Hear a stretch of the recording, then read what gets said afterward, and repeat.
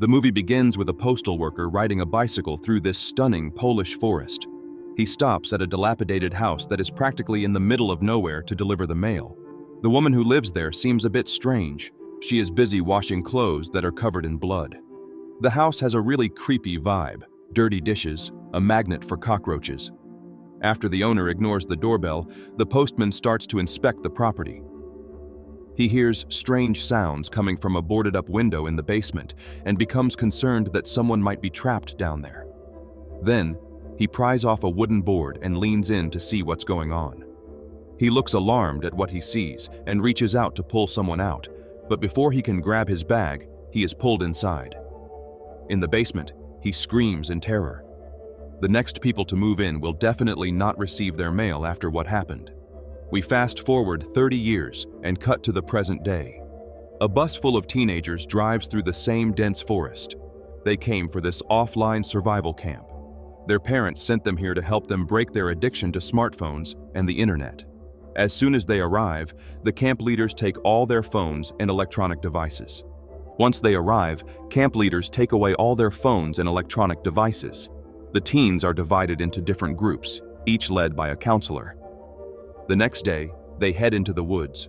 Zosha, Aniela, Julik, Daniel, and Bartek are in the same group, with Iza as their counselor. Bartek is just your typical teenager, excited for the adventure, while Julik is a bit heavier and more focused on devouring his dinner. Daniel is an athlete and has his eyes on Aniela, who is a bold blonde. On the other hand, Zosha is more distant. She is sitting under a tree looking a little down, while the rest of the group chats and has fun. Then, the scene cuts back to the old, dilapidated house we saw earlier in the film. An old, frail woman struggles to drag a dead animal inside. As she tries to place it in the basement, she loses her balance and falls in along with the corpse, fainting in the process. Suddenly, a huge monstrous hand appears and grabs the keys that the woman dropped in the process. The woman wakes up, but sadly doesn't last long before the monster kills her. The next morning, the group of teenagers prepares to go deep into the forest, and we find out that Zosha had attempted suicide in the past. As she heads to camp, she is covering the cuts on her wrists with a scarf. A priest arrives in a luxury car and begins to pray for his followers to be freed from their bad habits. Then, Iza gathers her group to inform them about the 3-day trail, and they all head into the forest. Julik tries to talk to Zosha and tells her that her necklace reminds him of the movie Terminator. Zosha, who usually keeps to herself, tells him it's a family heirloom. He then begins to imitate the Terminator's voice. Finally, she laughs and plays along. Meanwhile, Daniel tries to talk to Aniela, but Bartek intervenes and starts to tease him, making some homophobic jokes. Julik asks for a break to urinate, and while relieving himself, he notices a rotting deer corpse and gets scared, calling everyone to check out the dead animal. After investigating the body, Iza concludes that the animal wasn't hunted by humans, but was attacked by a large carnivore. However, Iza dismisses the danger and assures them that animals don't attack for no reason. Zosha sees something strange, a pair of hands embracing a tree in the distance, and then it disappears.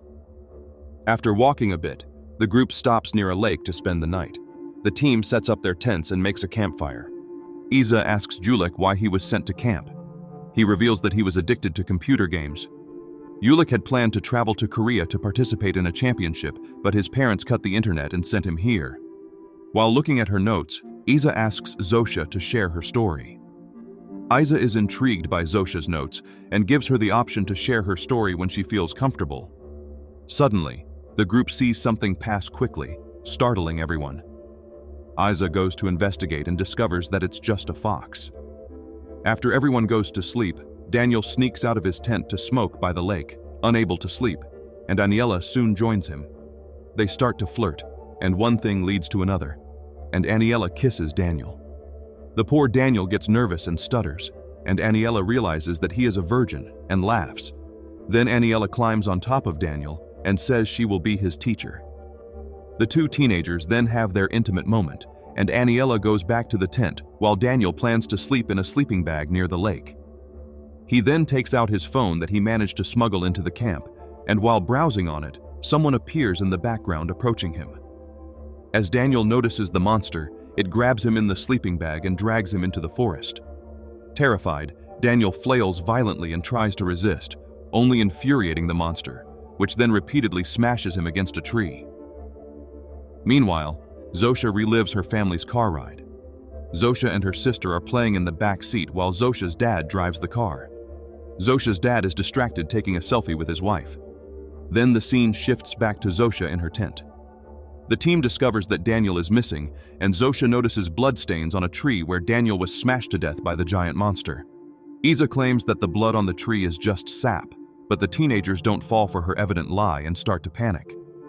Isa, however, tells everyone to calm down and decides to split up to search for Daniel. Julik tries to warn her that in horror movies, when groups split up, people die.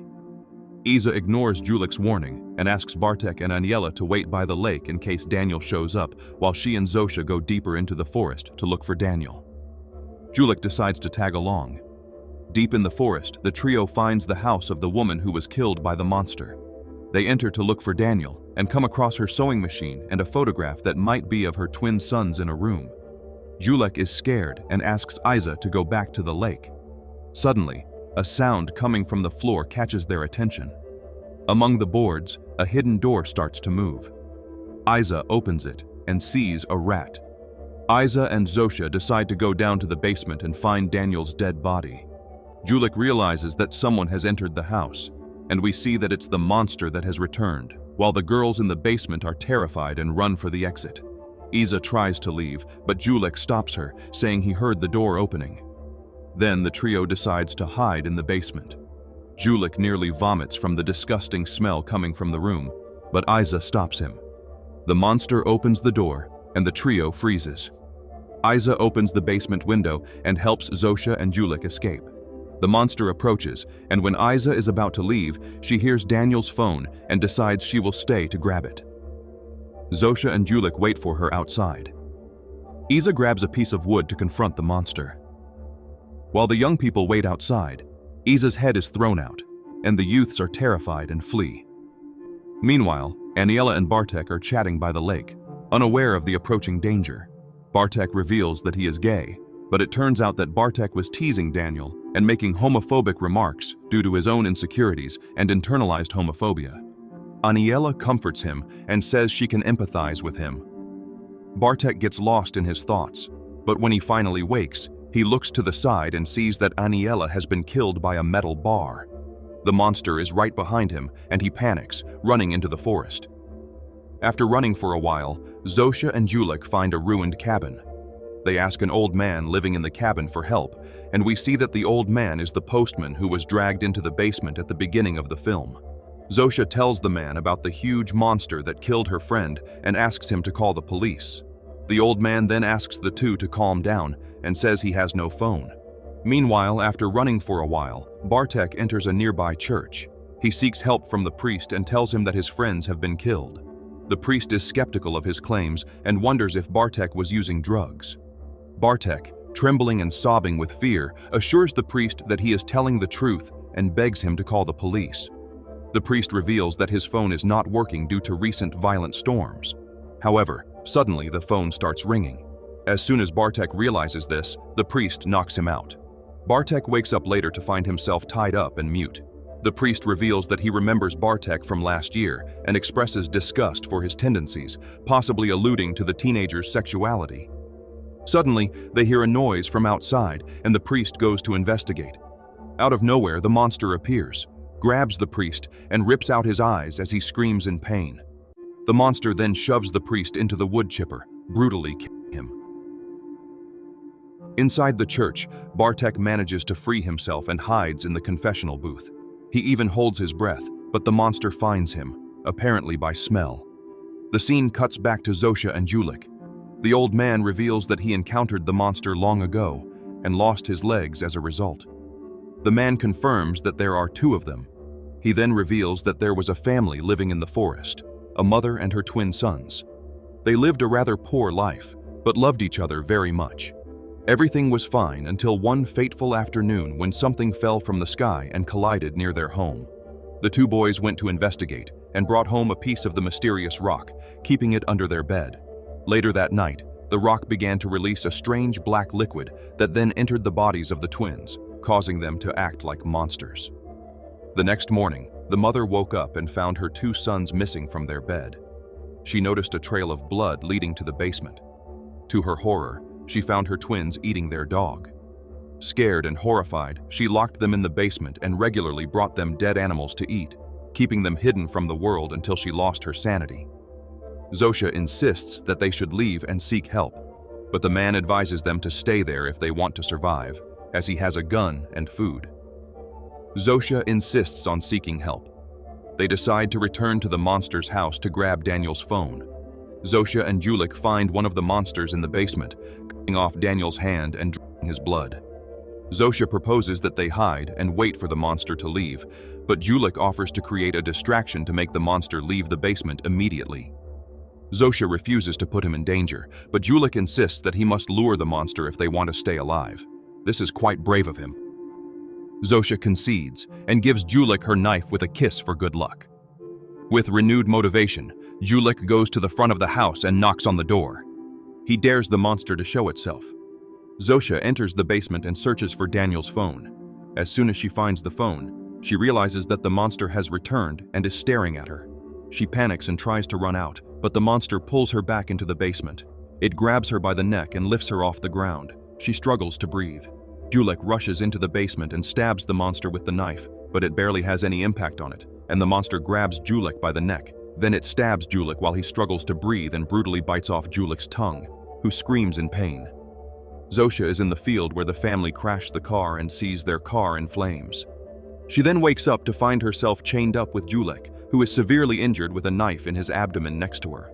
She promises to help him and takes Daniel's phone from her pocket. She uses Daniel's severed hand to unlock the phone and proceeds to make the call. When the phone's battery dies, her hope shatters, but she quickly composes herself. Turning her attention to Julik, she tries to comfort him, but unable to bear the pain, he asks her to free him from his suffering. She initially hesitates, but eventually fulfills his request. Even though he didn't survive, Julik kept the promise he made to Zosha to protect her. She then frees herself using the knife to cut the locks and proceeds to escape. But seeing the dead bodies of her friends and the counselor, she decides to put an end to the monsters once and for all. She then grabs a machete from the room. She finds one monster sleeping on the bed. Holding back tears and fear, she stabs the monster until it stops moving and runs out. Meanwhile, the old man hears someone knocking at his door. The door begins to open, and the man shoots at the door in fear, assuming it's one of the twins. Then when he goes to investigate, the man discovers that he killed innocent Bartek, who had come to the cabin seeking shelter. Zosha, who is distressed, comes across a police car in the forest. She asks the officer for help, and he exits the car. On the way, the other monster jumps onto their car. The officer assumes he ran someone over and exits to investigate, leaving Zosha locked in the car. Zosha tries to warn the officer while the monster splits the officer in half with its axe. Fearing for her life, Zosha breaks the rear window and jumps into the front seat. As the monster climbs on top of the police car, she struggles to start the car, while the monster strikes the car from above. Scared, Zosha finally manages to start the car and drives, making the monster collapse on the road. Zosha then stops and backs up the car, running over the monster. She drives over the killer several times before finally driving away. Later that night, two drunks find the monster's body lying on the road, apparently lifeless, as the police arrive at the twins' house. Suddenly, the fallen twin awakens.